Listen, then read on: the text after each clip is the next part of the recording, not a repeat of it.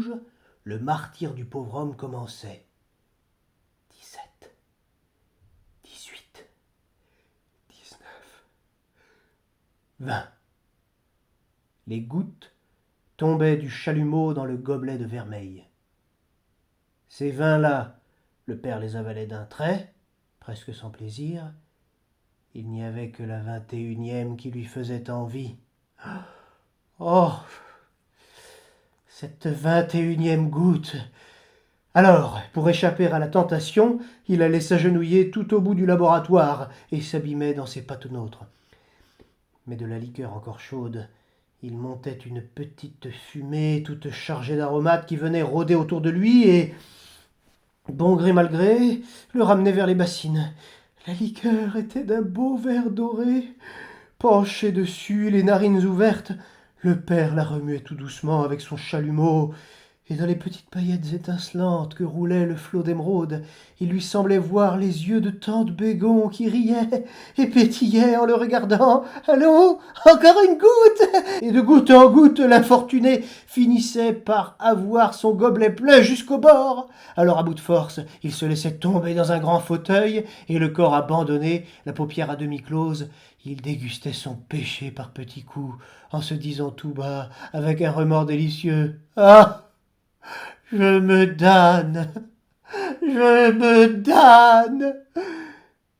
Le plus terrible, c'est qu'au fond de cet élixir diabolique, il retrouvait par je ne sais quel sortilège toutes les vilaines chansons de tante Bégon.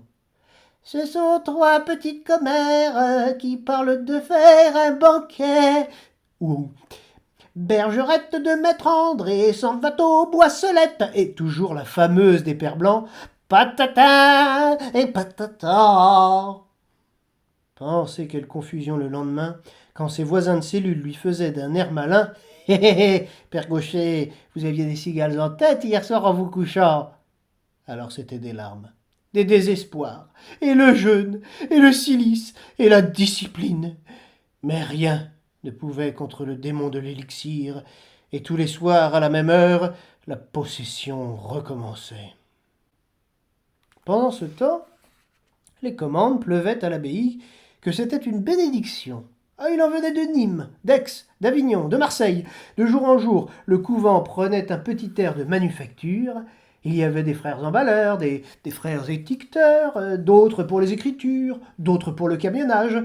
Le service de Dieu y perdait bien par-ci par-là quelques coups de cloche, mais les pauvres gens du pays n'y perdaient rien, je vous en réponds. Et donc, un beau dimanche matin, pendant que l'argentier lisait en plein chapitre son inventaire de fin d'année, et que les bons chanoines l'écoutaient les yeux brillants et le sourire aux lèvres, voilà le père Gaucher qui se précipite au milieu de la conférence en criant « C'est fini, je n'en fais plus, rendez-moi mes vaches !»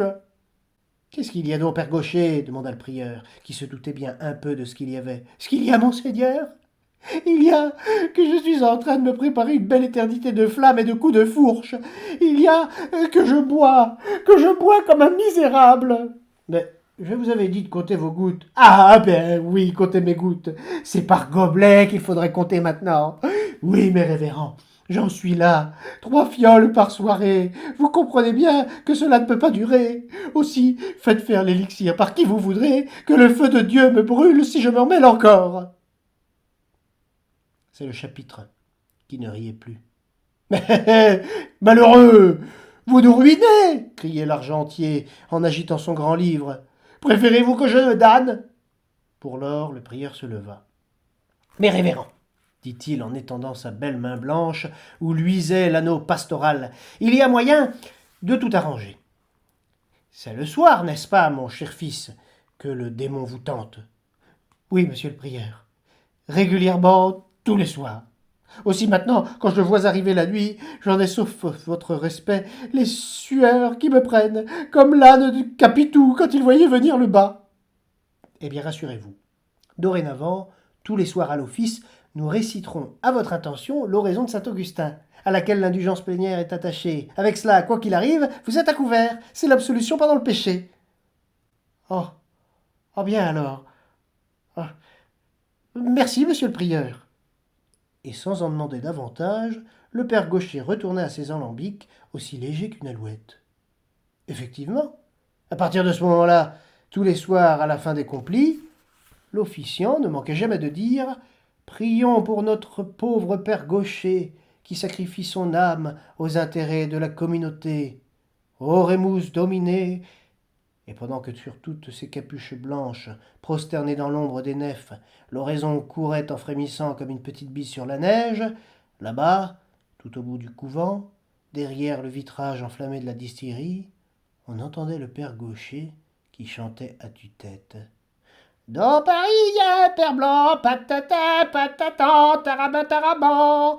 Dans Paris, y a un père blanc qui fait danser des moinettes, dans un jardin, qui fait danser des moinettes. Ici, le bon curé s'arrêta plein d'épouvante. Miséricorde. Si mes paroissiens m'entendaient,